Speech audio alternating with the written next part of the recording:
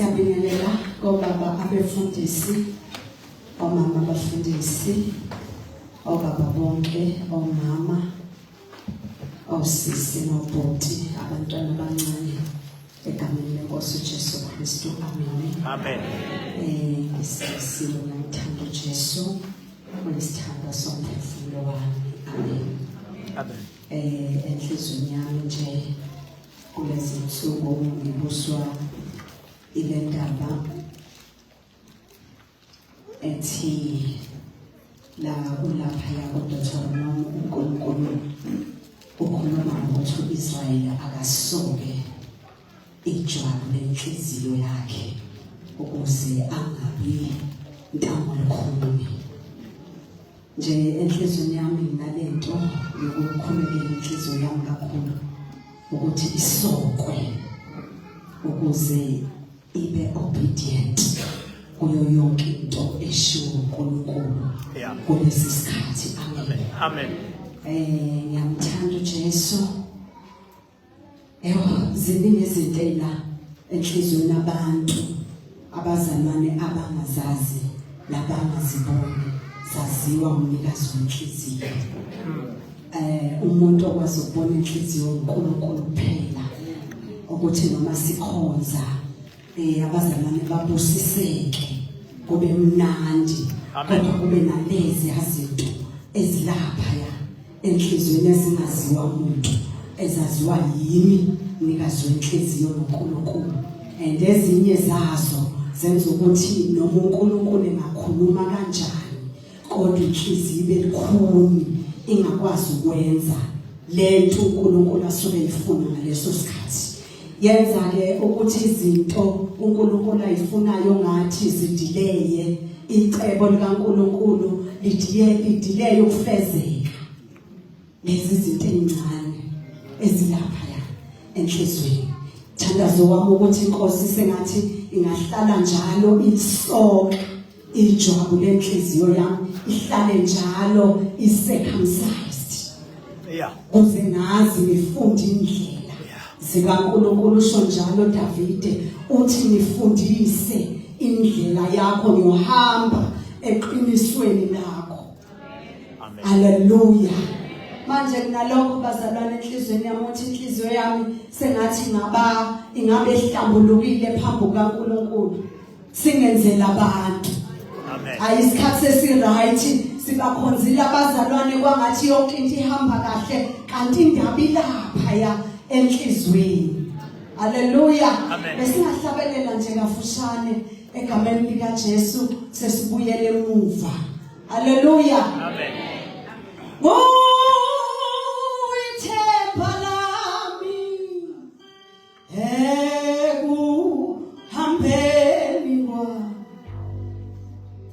Niphakamise inhliziyo yami kuwe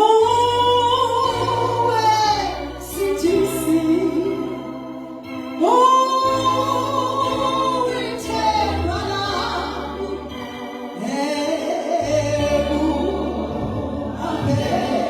Niphakamisela inhliziyo yami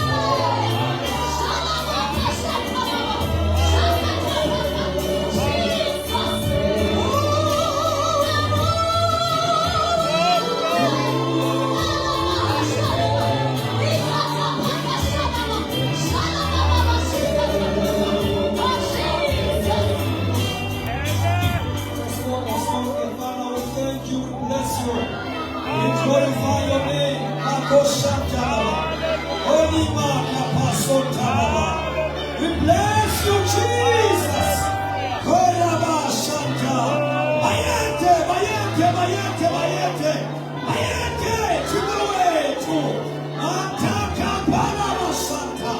We go see our course. Uvugile nabafileyo esandleni zakho ukhona amandla ukhona igunya ngegama likaJesu waseNazaretha uphethe ikhiye yazokufa nezayithes shanda makosha oh rababa shande siyabonga baba. You are the King of Kings, Lord of Lords. Bayete. Chikawe tonamanda. Ramando sikapala. Ela mashantala baba. Korama shante. Bayete gos. Pepeta na utanda kona. Move as you like, Jesus.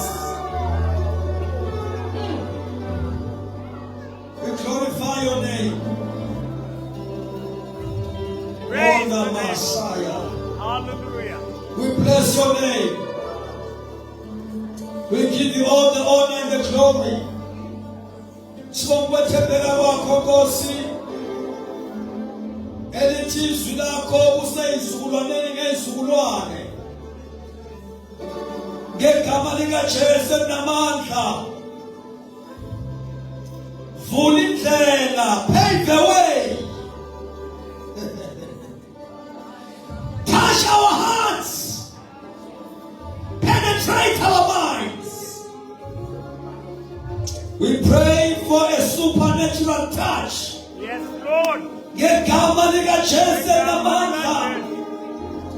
Let all the plans and the program of the devil Yes, be Lord. defeated in the name of Jesus. Hallelujah. We dismantle all evil altars. Yes. May the Lord arise. Begin to scatter all your enemies. Go, Shabbat. Hayate Gosi. Wena ohlezi esihlalweni busa ngabalesi sikhathi thatha indawo yakho kuNkulunkulu khuluma nathi ngezwi lakho akube njengekhwezi elikhanyise kumnyameni baqedwe kumnyama kubaleke in Jesus mighty name amen. Asibonge kakhulu bathandekayo sibonge Nkosini sibingelele ibandla lonke obaba nomama abantu abasha Sunday school, sibingelele umfundisi wasekhaya nomama, and also our senior pastors that are here. Baba Kele, sibingelele kakhulu nakubaba wethu Kambule. Album Kamala Boss. Sisibonga uNkulunkulu nange presence yakhe today. Praise the Lord. Hallelujah. Obaba ke esikahlonipha kakhulu la enkonzweni uNkulunkulu asebenzele ngalo. I remember maybe mhlawumbe uzawulibala yena. Ibandla lesizalayo la esizalwa khona ke esikhulele khona together with my wife. Sizalwa ibandla la sinawana ngoma ngale eSouth Africa KZN. Okay. So he came to our local church. Amen. I think it was early 2000, if it's not 2002, I think it was 2003. I still remember his teaching. He taught about the reason why we have to preach the gospel of Jesus. Hallelujah. Amen. He gave some biblical reasons why do we have to preach the gospel. He read Romans chapter 1 verse number 16. I'm not ashamed of the gospel because it is the power. Hallelujah. Amen. So sibonga kakhulu ukuthi uNkulunkulu asithumele bona up to this far.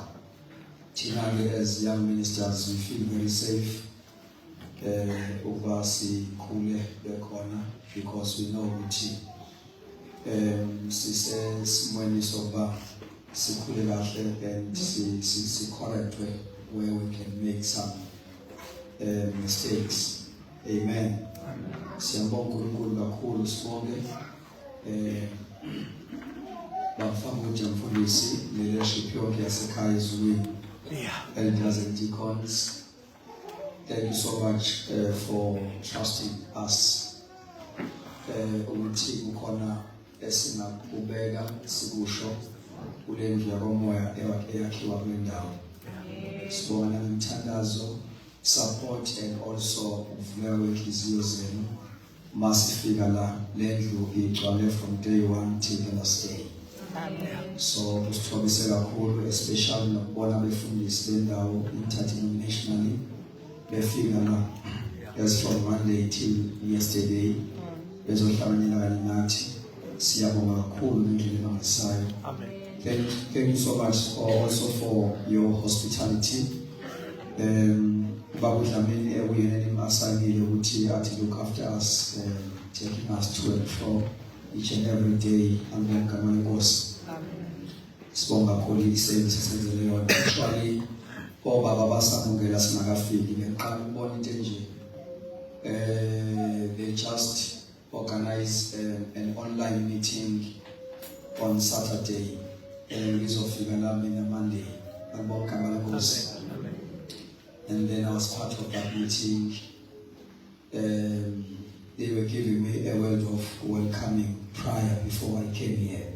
Praise the Lord. Amen. The first thing I've experienced in my life. Amen. So, Namasesfiga and they make sure they organize themselves. Bashlangabeza walabumisa eBorder Gate masifika ngeserekhona to take us there. Amen. So siyabonga kakhulu egameni lenkosi ukuthi basitreat njengabantu abakhulu sibancane. Siyabonga kakhulu ngendlela emangisayo. Ngibonge futhi uNkulunkulu ngosikazi wami uNkulunkulu usijwayezolo yena ngibonga igama lenkosi. It is always an honor to me. Ngibonga njalo uNkulunkulu ngaye ukuthi anginikeze unkosikazi osaba uNkulunkulu nomthandazelayo. Praise God. Hallelujah. Without any waste of time, ngicela singene ezweni lenkosi.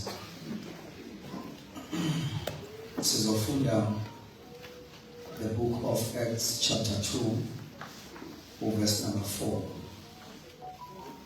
And we are going to read the first book of Corinthians chapter 7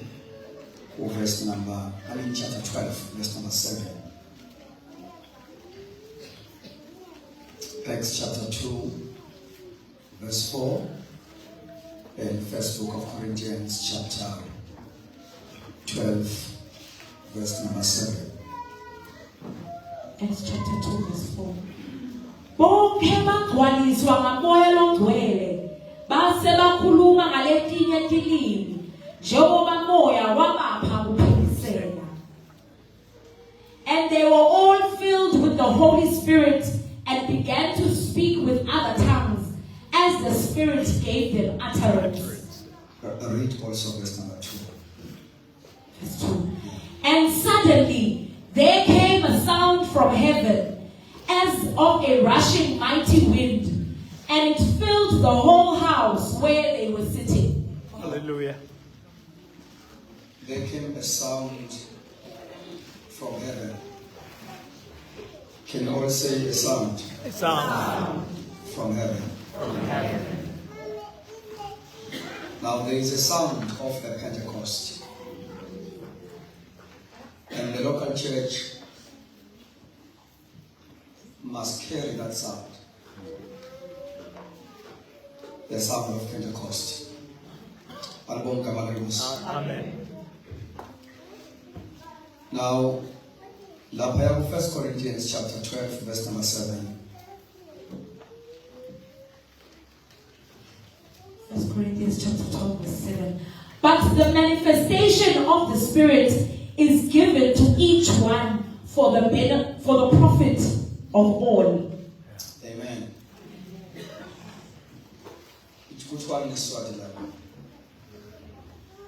Ngulo nalo uphiwa lokubonakalisa moya kuze sakhane.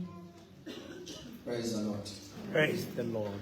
Noma kuyiSunday bathandekayo, we are not going to preach, we are going to teach. Praise the Lord. Amen. Amen.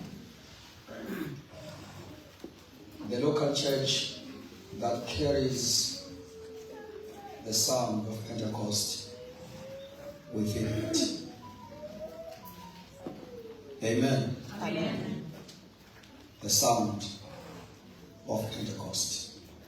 There came a sound from heaven as of rushing mighty wind. The sound was not just a noise, but it was an announcement of a divine activity.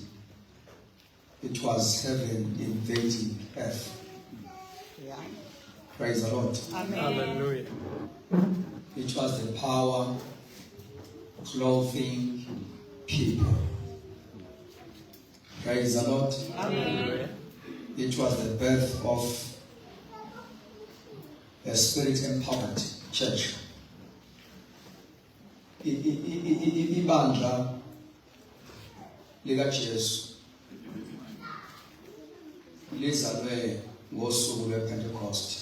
I used to say the outpouring of the Holy Spirit during the day of Pentecost, that was a formal establishment of the church. Exactly.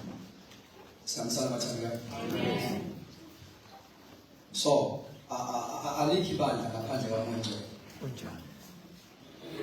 Futhi noma selikhona selizelwe ngomoya alikwazi ukufunctiona effectively, alikwazi ukufeza ubizo lwalo without the Holy Spirit. Praise the Lord. Praise the Lord. Yabona nje uNkulunkulu ethi uma edala abantu ku chapter 1 Genesis, especially verse 28, uthi zalanani nande nibusa umhlaba nonqobo. Lapha kwe-English kuthiwa be fruitful, multiply and have dominion. Amen. Amen. We want those in verse 3, be fruitful, multiply and have dominion. Lapho ngibona ibandla likamoya, ibandla eli-apostolic. Praise God. Hallelujah. Ibandla leli isign iyalo lokuqala uma ibandla likamoya eli-healthy eliphilayo, liba fruitful, liyanda, multiplies and also liya dominate, have dominion. It's very important Amen. to understand that. Amen. I think la endabeni ye-Great Commission isihambisana nje bathandekayo. La endabeni ye-Great Commission yobizo noma mandate, the core business of the church, ikwazi ukwenzeka kahle if ibandla likwazi ukuyenza lento yokuthi lithi have dominion endaweni elisuke lakhela kuyo, lithi win the territory first. Praise the Lord. Hallelujah. You know, uma ibandla lihluleka, yabona abantu bengazalwa basindiswe, kodwa there will be no progress and spiritual growth. There will be no effectiveness up until ibandla likwazi ukuba ne higher rank in the spirit, lithi overcome the territorial spirit. Amen. Bangasindiswa abantu kodwa bazoba nama-victims omoya wendawo. Siyabusana bathandekayo. Babe nama-victims. Yabona nabasindiswa basindiswa ugeqe igongqo, basindiswa bayawa unjeya, you know, because ibandla as long as lingazange take over endaweni lakhele kuyona, liba i-victim yomoya wendawo. Uma uFilip efike eSamaria, when the saints were scattered, the Bible lithi those who were scattered, they went everywhere preaching the gospel. Exactly. Chapter 8, book of Acts, verse number 4, ukhuluma Philip. Kuthiwa Philip went down to Samaria. And my figure Samaria, the Bible, he preached Christ there. Washumayela uKristu. Yeah? Yes. So siyayazi ke indaba ukuthi ushumayelile lapho Philip mayishumayela abantu basindiswa abakholwe imimoya abakhululwa nikhona bathandekayo. Amen. Oh my God. Hallelujah. Hallelujah. Bebeleselwa idiko. La tell Samaria upside down. Dear God. Yes, Lord. Full of the Holy Spirit. Amen. Operating in supernatural dimension.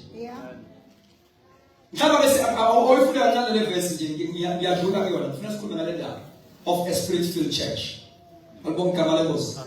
Acts chapter 8, verse number 4. Where? Christ is preached in Samaria.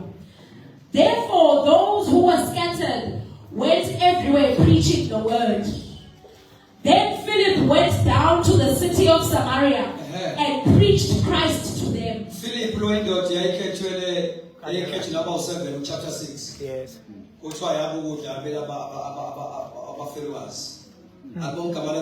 Amen. And this is a great evangelist. Amen. Hallelujah. He went down to Samaria and preached Christ to them. He preached Christ. Yebo. And the multitudes with one accord heeded the things spoken by Philip. Amen. The multitude zalalela nganhliziyonye okwakukhulunywa Philip. Phakathi kwalezithuko ezayingalele kwakukhona isangoma phakathi kwazo by the name of Simon. Abonga kaJesu kuthiwa zalalela izixuku kanhliziyo, they pay attention. Yilezi ukuthi abantu bathi pay attention kumshumayeli. Ingabe theology? No. The anointing of the Holy Spirit. Jesus. Amen. Hallelujah. Yes, abantu but pay attention. The Bible, he preached Christ. Not tradition, not Judaism. He preached Christ. Amen. Glory to God. Ifumu zalalela nganhliziyonye owakhulunywa uPhilip. Kodwa ngithanda ukubeka sisi. And the multitudes with one accord heeded the things spoken by Philip. Yes. Hearing and seeing the Hearing and seeing. Asho sonke. Hearing and seeing. Hearing and seeing. Now zizwa zibona namagama, he presented a full gospel. Glory to Jesus. Uma zizwa inkqubo zazizwa a gospel message. Uma zibona miracles, signs and wonders. That is a full gospel. I tell any gospel. Uma ngabantu bezozwa kuphela bangaboni lutho. Sanibonani bathandekayo. Sanibonani bathandekayo. Ekhonzeni kweba nalapha ekhonzeni kwethu. You know ukuthi ama-gift kamoya awasebenzi kuphela la uma sihlangene as a local church sikhonza. Ama-gift kamoya aphinde enze i-Great Commission ibe successful. Praise the Lord. Praise Jesus. Amen. Show me a crusade. Show me a tent. La ushiyona khona nje kuphela where there are no signs and wonders. And compare that crusade with the crusade where ivangeli shiyona khona kuphila abantu kuphuma imimoya. Glory to Jesus. There is a huge difference. It is wrong ukuba sishumayele abantu bangaboni lutho. Kunjalo. Kuthiwa zazizwa zibona. Nikhona bathandeka? Amen. Zizwa zibona. Amen. Zibona. hearing and seeing the miracles which he did. The miracles which he did, yebo.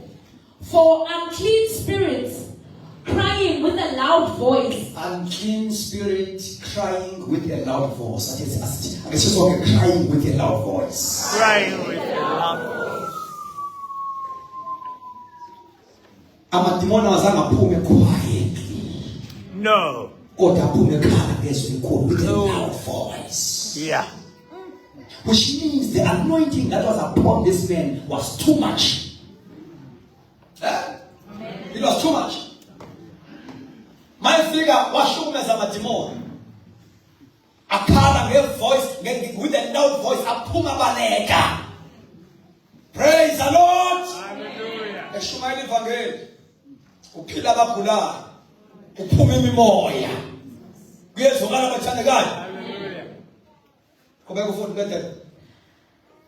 Crying with a loud voice came out of many who were possessed. Yes. And many who were paralyzed and lame No, were healed. this was not a great man. Nicola Mataniga. Amen. This was just an ordinary man. But in what is so good. Nicola Mataniga. I guess Pastor, that's it. I guess it's come, Holy Spirit. Come, Holy Spirit. We need you. It is all about the Holy Spirit. Yeah. It is all about being clothed with power. Now, we are in our waiting up until we win the territory. And along Kamagaches, when is what your result? You'll revival. Ukuthi up to now kubasindiswa abantu ukhishwa amadimoni. Uthini verse number 5? Verse 5. Then Philip went down to the city of Samaria, Verse 5 no? Full verse number 6. and the multitudes with one accord Verse pleaded 7. for unclean spirits, crying with a loud voice. Verse 8. And there was great joy in that city. Asho sonke. There was a great joy in that city. Great joy is we. Great joy.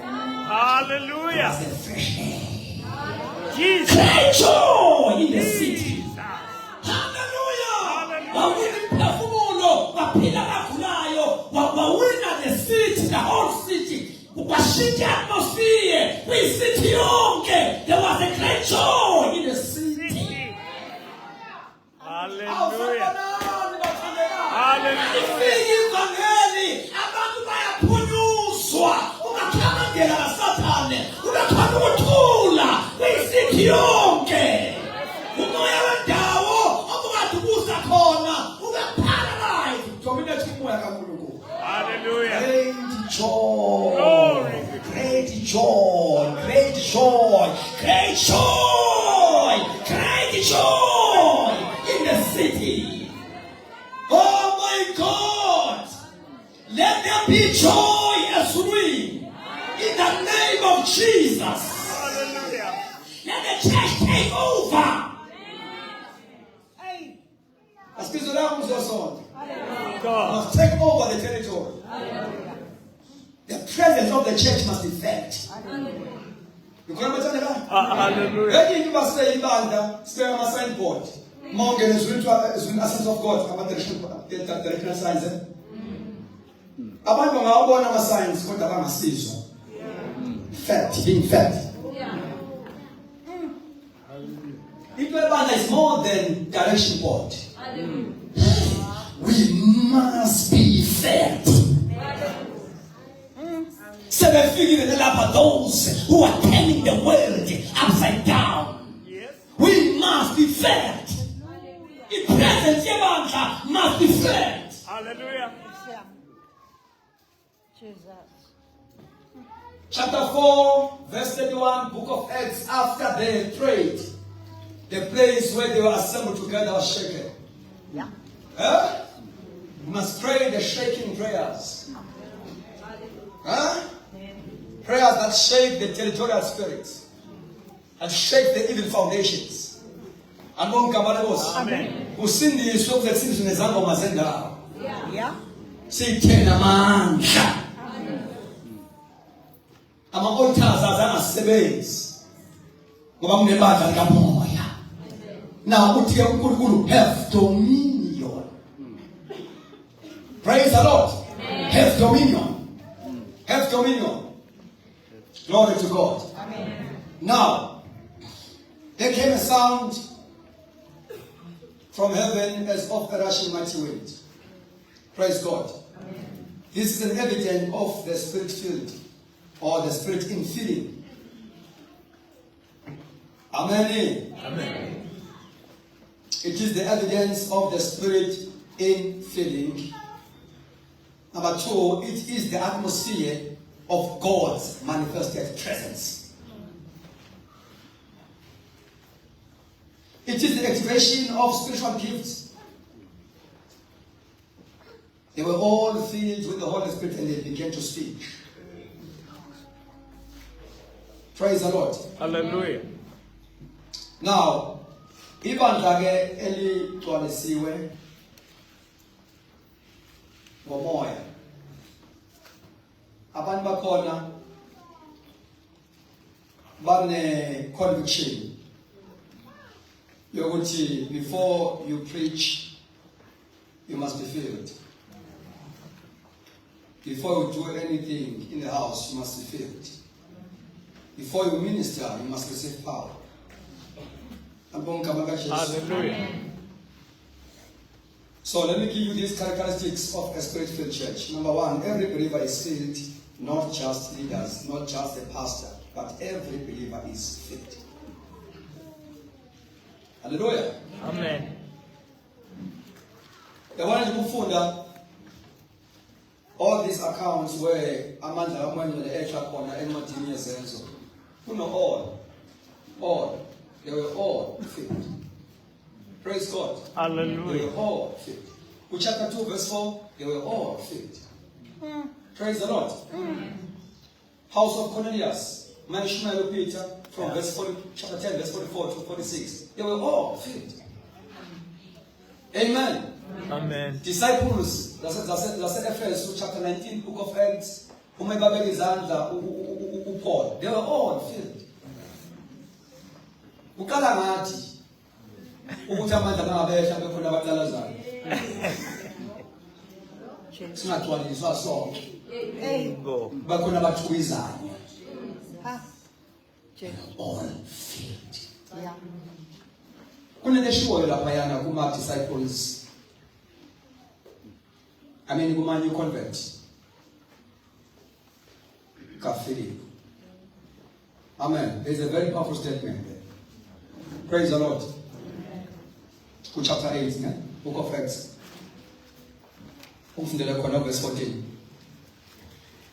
Now when the apostles who were at Jerusalem heard that Samaria had received the word of God, they sent Peter and John to them.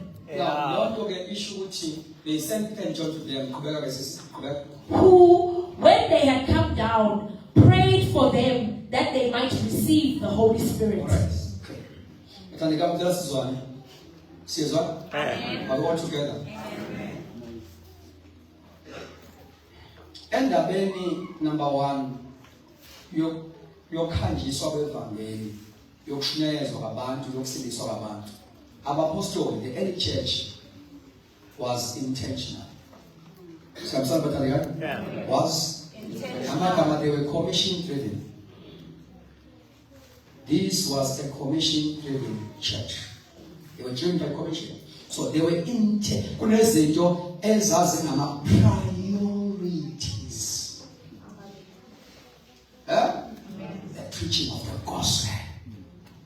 Number 2, ukuthi abantu uma ngabe sebesindisiwe bagcwaliswe ngomoya ongcwele. Apostles were intentional in that matter.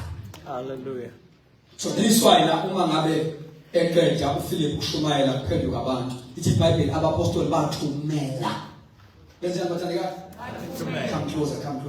Yes. They sent Peter and John. Say after me. Peter and John. Now they sent Peter and John in purpose. Bangabona ba bayowenza enye into lapha. Nikhona bathandeka? Yeah. Kodwa ukuthi bayobakhulekela ukuze bathole umoya ongcwele. Amen. So they sent Peter and John ukuze ba-introduce lama-new converts, baba-introduce moya ongcwele. Sebemtholile uJesu. Now they must be introduced to the Holy Spirit. And our apostle, they were so that the devil will deliberately so.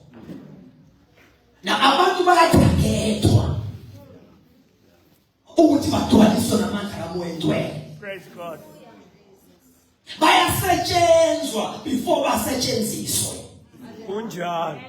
We must be sure ukuthi abantu abakhona ebandleni number 1 asindisiwe bagene ngomnyango right. Abesifike igama lika Jesu. Abesifike igama lika Jesu. Number 2, we must be sure ukuthi abantu bonke bagcwalisiwe namandla kaMoya. Singakubekezeleli ukuhamba nabantu bengamtholanga uMoya Ngcwele. We must do some things ngoba yishwa uhamba nabantu bengehlelwe ngabantu. Yingozi futhi. Yeah. Ngoba bakhethe bafake ekhundleni be-drive. Oh my God. Ngizobakhetha ngibafake kuma-leadership structures bengazange behlelwe ngamandla. Jesus. Inkonzo-ke iqala ukukhubazeka lapho-ke bathandikani. Iqala bakhiphu lapho to be led by people who have not yet baptized by the power. Praise the Lord. Sanibonani bathandikani. No, we can't compromise with these principles. People must be baptized. You must know him. We have to put together the symbols in our battle these days. Abanye bazi bangene ukufundisa into engazange behlelwe ngamandla. Ngabe ngabefundisi bengamazi uMoya Ngcwele. Hawu Nkosi yami. Hey Jesu. Bayikhwenje imove kaNkulunkulu. Hayi. Baze basho bathi hey sikhathela amabeli meeting. Kusho umfundisi. Hawu bazalwane. Lento ifaka umuzi ukuthi what kind of a spiritual leader is that? Ufunani in such a church? Hey. Akayingana mabandlene ngaphandle angakholwa kuMoya ngoba thina siyakholwa kuMoya. Yebo Nkosi yami. Apostolic Creed ebesisho la we believe in the Holy Spirit. How can you lead a church and call on Moya ungakholwa kuMoya wena? Hawu Jesu. Abantu siyakholwa ukuthi kumele basindiswe. Number 2, behlelwe ngamandla. People must speak in tongues. People must prophesy. Glory to Jesus. People must interpret tongues. Must pray in the Spirit. Hey, asuwana masulumane. Sibandla kaMoya. Ikhona abathandekayo. Nkosi yami. Jesu. Manje bangena abantu ba-apply siba-recommend bangene bengamazi uMoya Ngcwele. Batsike ukunyakaza kaNkulunkulu endlini. Sanibona. Yebo. That is very dangerous. Kama singahlala phansi sibuzana umbuzo sonke. Sibuzana umbuzo number 1 wasengizwani kwangenze nje. 2 wamthola uMoya. Yeah.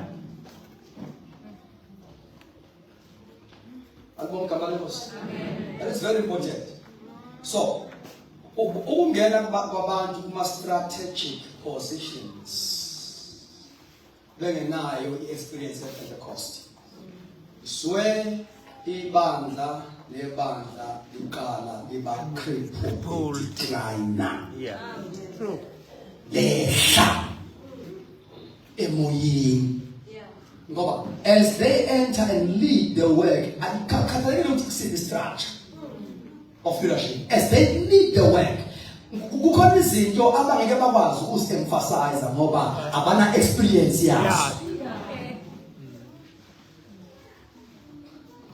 Nikhona bathanda? Yeah. A leader is someone with convictions. Izinto amikuzo ezima-convictions are from the Bible. One of our convictions ukuthi abantu masebenzisiwe fanele behlele ngamandla. Ekususe la. Yeah. Jesu. Even noma ungasindiswa, i-salvation yakho iqala ukuba ne-meaning. uMoya Ngcwele brings a meaning to your salvation. Iqala ibe ne-meaning. Ne-prayer oyenzayo iba ne-meaning. Praise the Lord. Hallelujah. The Bible ufunda liyaqala kube ne-meaning. Khuluma nawe. So yonke into enzayo ungahleka ngamandla ayina meaning. You see, you cannot enjoy the Bible. You cannot enjoy prayer.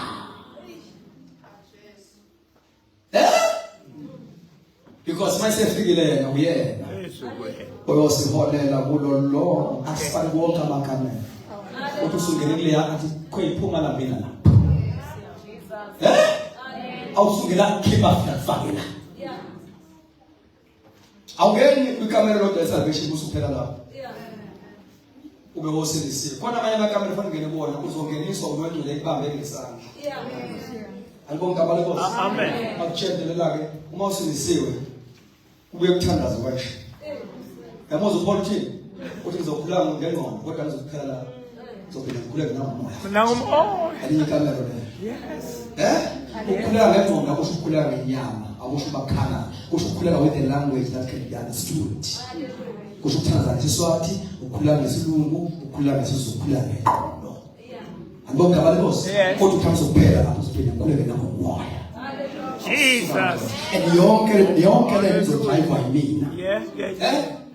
Kunamagama I will pray with my mind. I will pray with my mind. I will pray with the spirit. Lord. You can pray in tongues at your will. Not waiting for a push somewhere. At your will. You say, Kuma gift all the it's the only gift of us who enter at your will to pray in tongues. Moses were in the bed, the presence of one. I will. So you can pray. It's not only Uchi or only Miligamoya. For the fair to the language of the Spirit is there. Hallelujah. Yeah. We are told that sometimes. We are told that sometimes you will always wait for promptings, something bubbling inside. No, we never to pray at your will. Praise the Lord.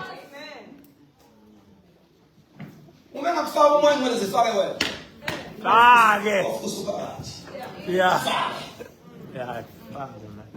I will pray with my mind. I will pray with the Spirit. Yes, what? Yes. Now, Ibandage that carries the sound of Pentecost is a church that prioritizes the presence and power of the Holy Spirit. What are the true mark of a spiritual church? Amen. Praise the Lord. Amen.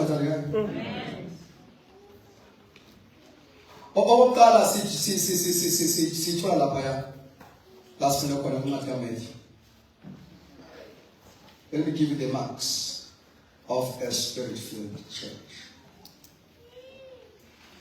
Amen. Amen. I want to believe what such teachings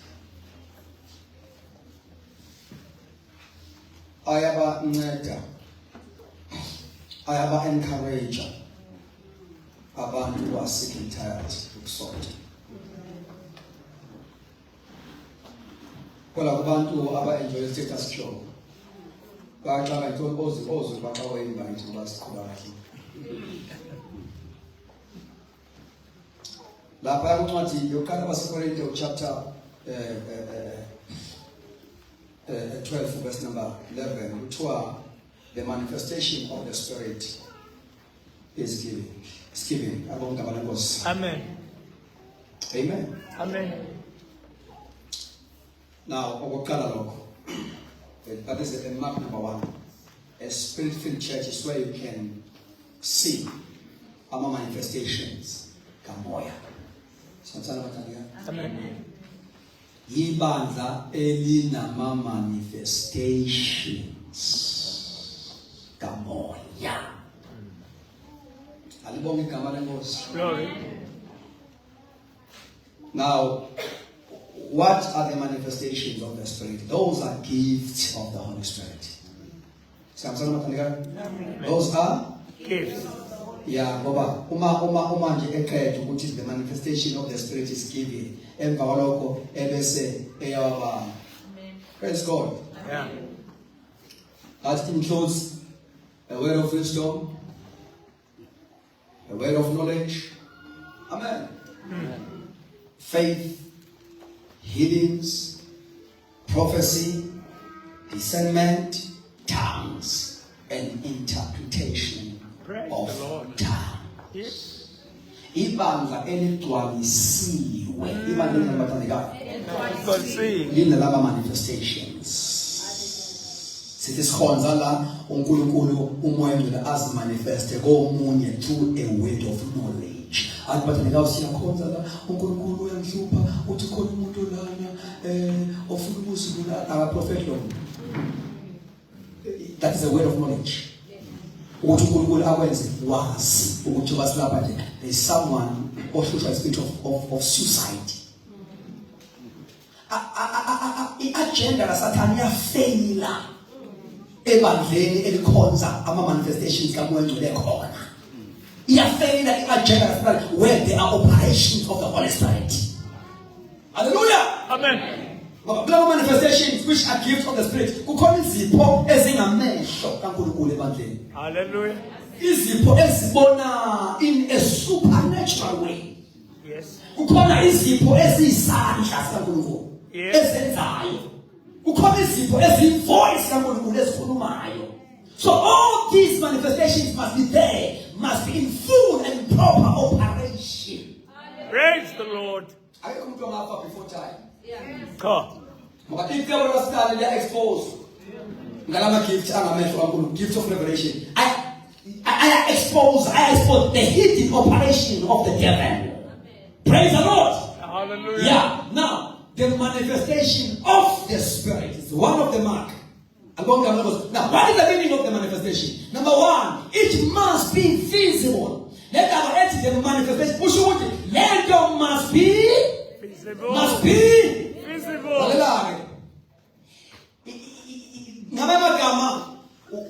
It reveals its presence.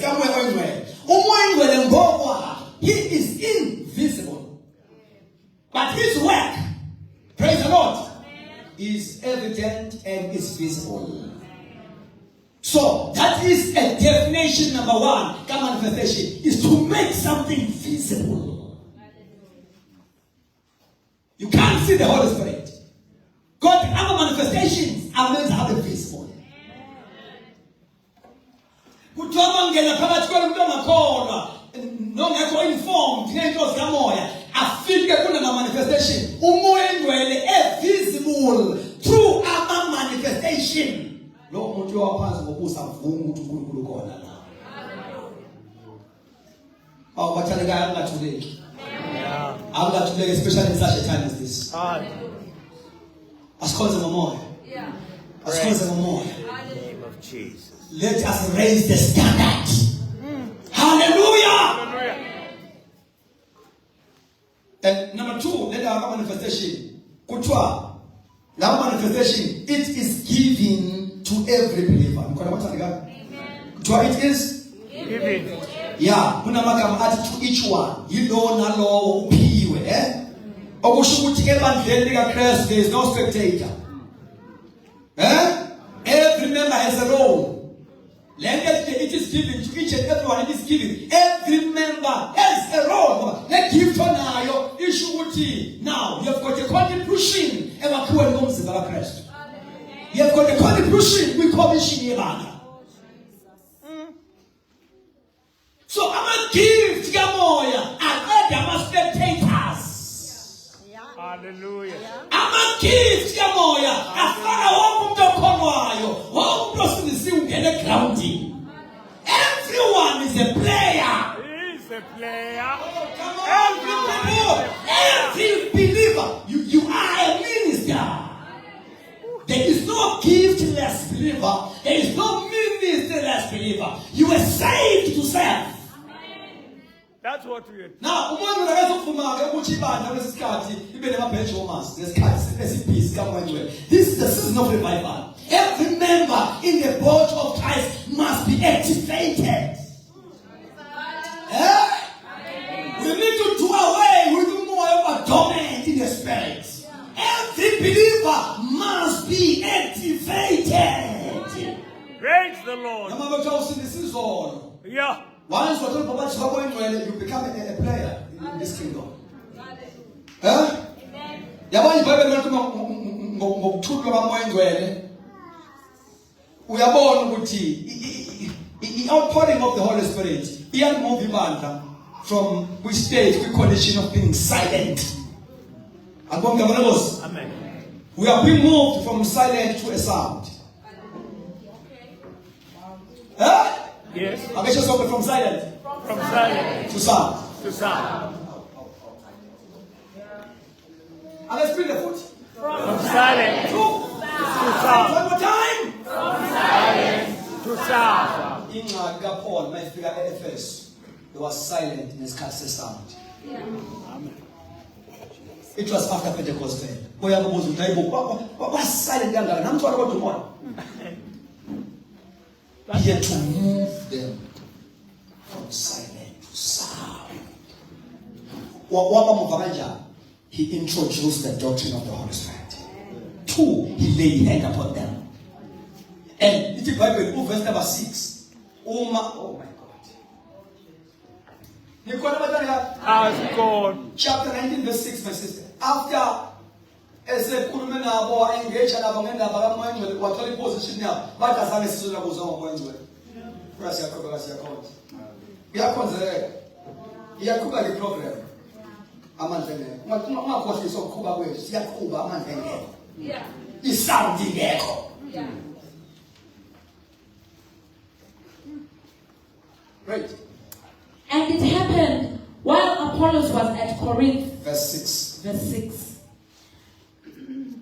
And when Paul had laid hands on them, yes, the Holy Spirit came upon them. The Holy Spirit came upon them. Huh? He came upon them. Yes. And they spoke with tongues and prophesied. Now, that's the sound of Pentecost. He spoke. They were being moved from silent mode to a sound. We need a sound. We need a sound in the house. We need a sound. Praise the Lord. We need a sound. Praise the Lord. We need a sound. Praise No matter what, we must hear the sound. Praise the Lord. Pentecost. No matter what, we must hear a sound. Inspired songs. Inspired prayers. That is the sound of Pentecost. Umehluko webandla likaJesu amandla. Amandla ekhonzeni kwabo. I-presence kaMoya ekhonzeni kwabo. Uthi uMoses, uma Nkosi i-presence yakho ingesukhamba nathi, siyoshuka ngani kwesinye isizwe. Into umahluko ebandleni likaJesu nawe denomination amandla i-presence kaMoya engcwele. John.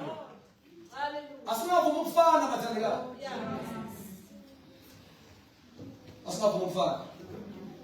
Glory to God. Hallelujah. Now, that is number 2. Praise God. That is number 2. It is given to every believer. Amen. But speaker, this is divine manifestation. And number 3, we try this manifestation is called the common good. Amen. It is for the common good. It is for the profit of the body. It is for the benefit of the body. Praise the Lord. Hallelujah. It is not for personal glory. No.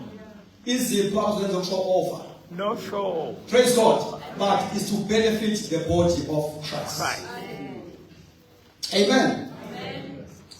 It is not for performance, but for the building others up. Isipho sibeke kuwe, not for you. Amen. Amen. Njengamalungu omzimba wakho, ilungu lisemzimbeni not for itself. Lisemzimbeni to serve the body. Njengoba isandla as a member, as one of the member of the body, sila emzimbeni wami. Asikho kimi to benefit itself.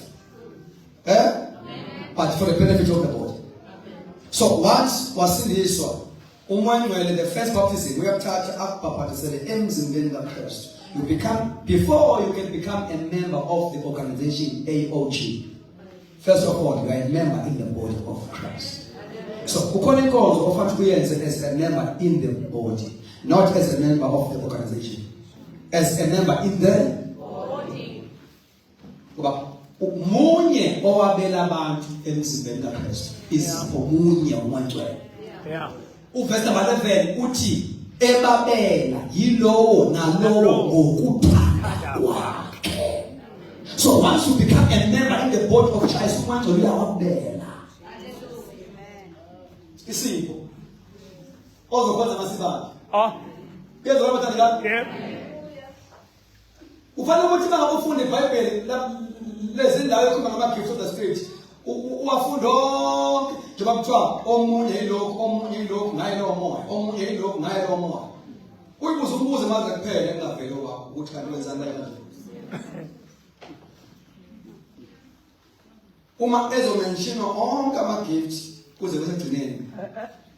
Ingekho into ethi nakho phela phela. Sibuza umbuzo ukuthi ngenzani. What is my role? If go on and I'm a gift as a Bible, I call no God and I'm call. What am I doing? Actually, I get umuntu osinisiwe ongenasisipho. Okay. It's either you are ignorant of it, you are not aware of it. That is why Paul, concerning the spiritual gift, I do not want you to be ignorant.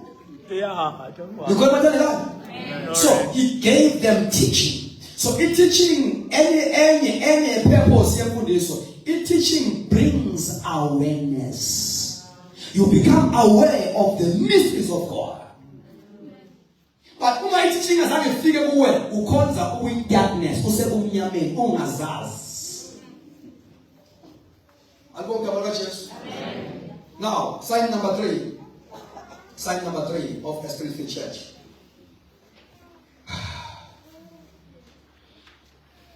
Praise God. Hallelujah. Our gifts are in operation. Amen. Gifts are in operation. Amen. Not just preaching, but power. Not just doctrine, but demonstration.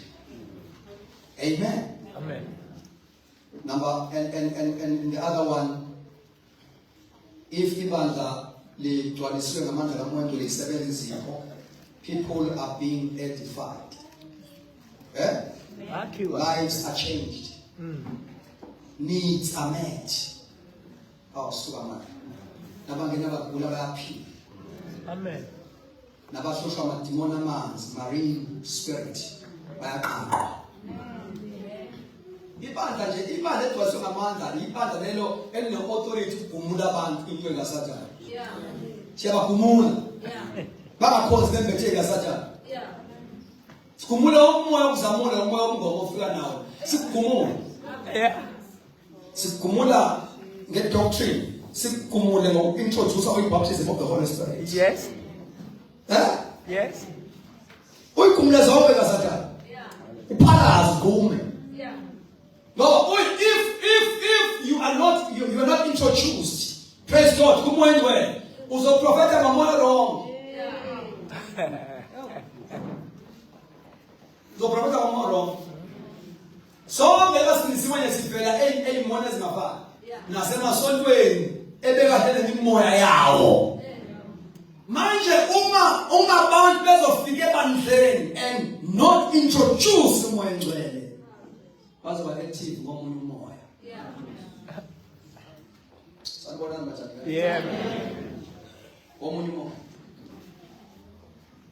Yabona ke sikwisizini yemvuselelo bathandikayo.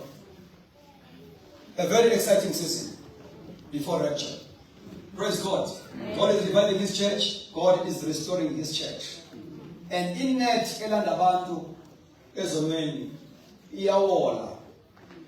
Iwola no fish abantu abantwana. Bonke bazongena endlini kaNkulunkulu. Uma sifika la ngasefa idoctrine. Alibonke kama Jesu. Amen. Yeah. Endlini kaNkulunkulu we welcome everyone. Kunja. Kodwa sizokugcina unjalo. Change. This is a house of transformation. Yeah. Abanye bangena behlushwa umoya wama-drugs. We welcome them. This is their place. This is the right place for them. Praise God. Abanye bangena behlushwa umoya gays and lesbianism. This is their home. Yeah. Amen. But in the Sikarajayo, God will never allow what was reminded in Jalo in Master Church. Hallelujah. You got what Amen. Ibandla,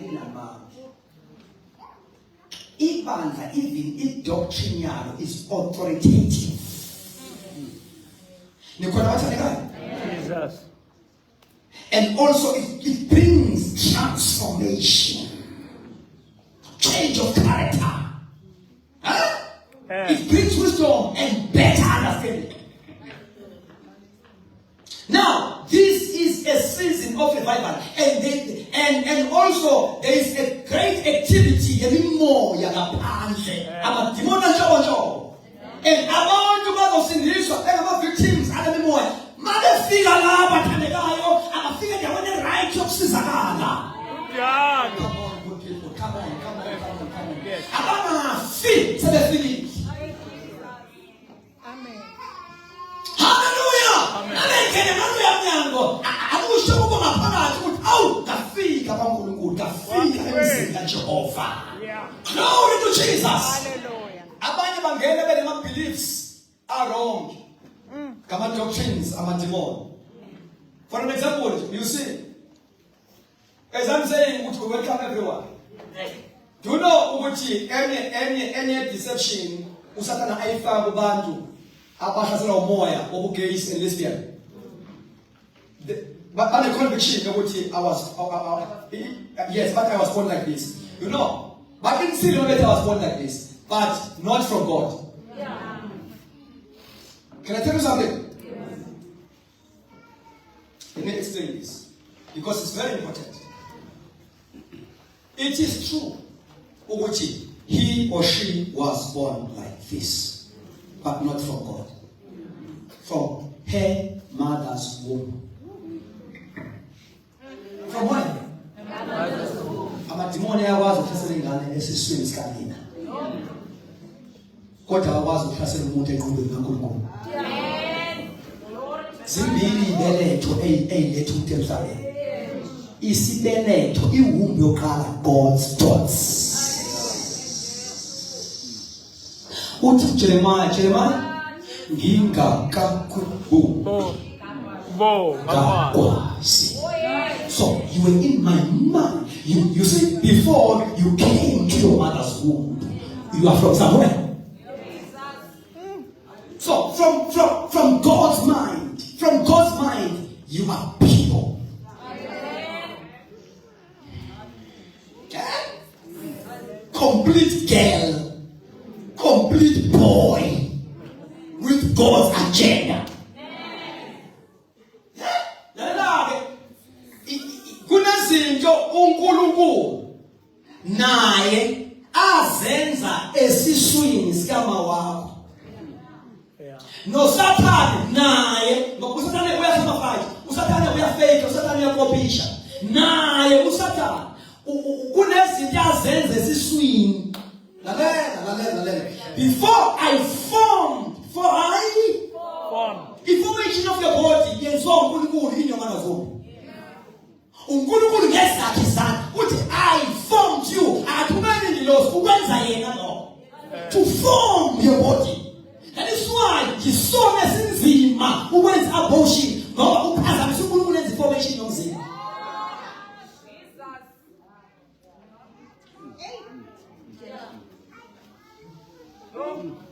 Ngeke ngamaphilisi eabortion uyaphazamisa information.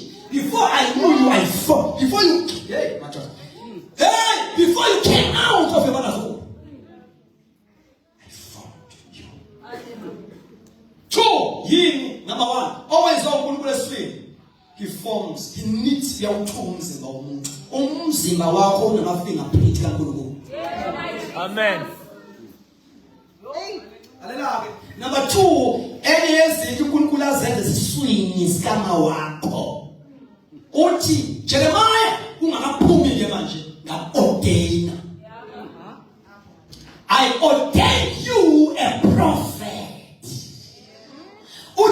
Akugqoba umuntu odele esiswini. Yeah. I-ordination esho ukuba appointed for something. Ngoba akekho umuntu ozelwe ngowesifazane ozelwe without a divine plan, a divine purpose. Uthi uNkulunkulu I ordained you. Ngikufomile mangathi ukufoma ngase ngiyagcoba. I set you apart as a prophet. That is why namadimoni ayaba ne-access esibelethweni sikamama a-affected umntwana. Wonke namadimoni lawa abantu ngaphuma nje baqinisile baphuma benjalo eyiswini zonina nothi eqhubeni kaNkulunkulu. That is why bayakwazi ukusizakala. They can be delivered ngoba umoya lo. It is not God's plan. Come on, good people, come on. Moya. Imbathandelayo. They can be set free. They can be set free. Indeed. Hallelujah. Once we're shared on a man we're totally deliverance. Because this is a spirit. Shout glory to God. Shout Jesus. Yes, this is a spirit. In your color, his mind must be educated. Kufanele ukuthi avume ukushintshelwa njengekhompyutha endala. Sishintshe software. Sifake nje. Sikhiphe a wrong belief. Simanga sikaNkulunkulu. Nothing is impossible with him. Nothing is impossible with him. What is impossible with doctors? What is impossible with this nyanga? It is possible with our God. Glory to Jesus. He created male and female. Noma enikeza i-teaching bantwana. Uthi bantwana lalelani abazali benu. Uthi hlonipha uyihlo nonyoko. Hayi uyihlo noyihlo. Uyihlo nonyoko. Yeah. How unyoko nonyoko? Yeah.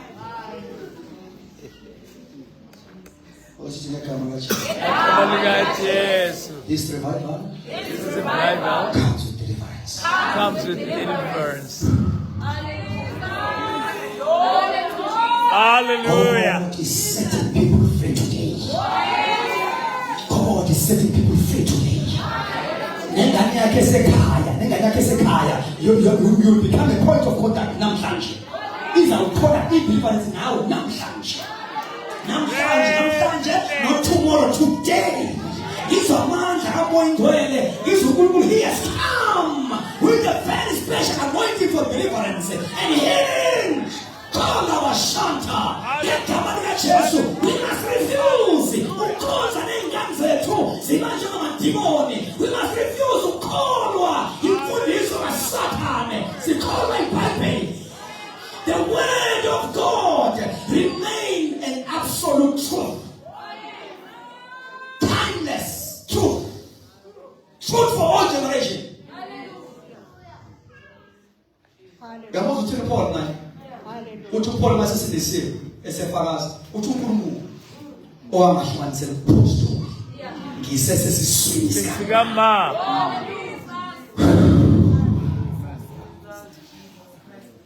Owangahlukanisela uPostoli right in my mother's womb. Now, sesiyathandaza. You are ordained. You are Ordained. and let that you are ordained. It's you are special. You are special. That is why into Toteleyona, awukwazi ukuyidiscover. Number one, you must receive Jesus. Njengoba efakaza Paul, ethi uNkulunkulu owamgcoba uPostoli ngiseseswini sikamama, ufakaza sisindisiwe.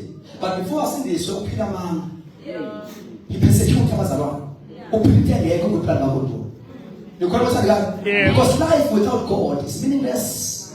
It's a lie, it's a fake. Every yemuza ikuzile uma ngabe mqedwe ukusindisa uthi what do you want me to do for you? Ufuna kwenzile inkosi. Engathi wasenyazi ordination. Sekunyazi uPostoli. Hallelujah. Is salvation the activator, the divine plan, original original plan. What do you want me to do for God, for you, Lord? Huh? You will be trained at what to do. Because you know that church prepares you for a ministry. Prepares you for a divine assignment. Can you stand on our feet?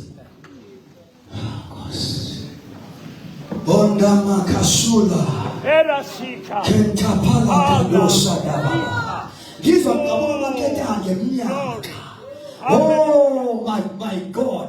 There is a too much anointing that breaks every chain, but the guy. Every chain. Amanda, I'm going to go. I won't call limited. You can remember the guy. Moses, the nation. Yamato servant. Gizotata Onkamo, you tell a no nation, there were 68 in the temple. About Fidan about Penela. About 2 Basala. Kuma. Oh, unlimited power. Yes. Unlimited anointing. Kutebe about 68. Come on, look at me. Kutebe about 68. Beto the anointing. Beto. Praise God. Same time. Wehelwa namadoda u2 angazange afike tempelini. Ehelwa same time. Emma camp.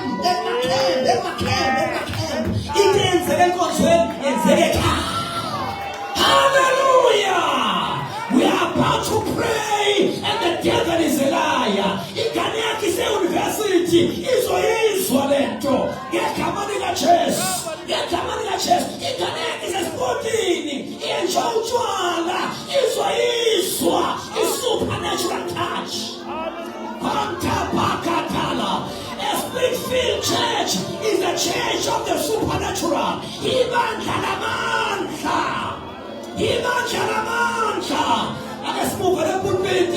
We're not in a I need my deliverance. No, I'm fully deliverance. No,